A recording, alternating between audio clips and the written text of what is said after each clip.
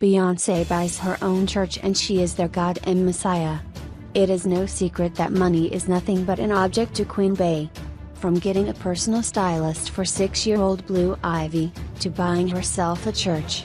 According to TMZ, the mother of 3 recently bought a stone-structured, New Orleans church which is over 100 years old.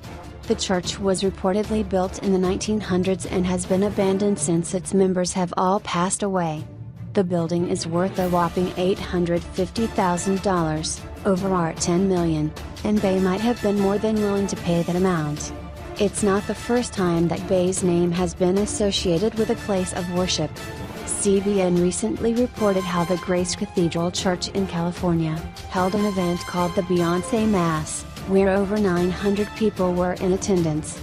Watch the video of the Beyonce Mass Church below. Yeah.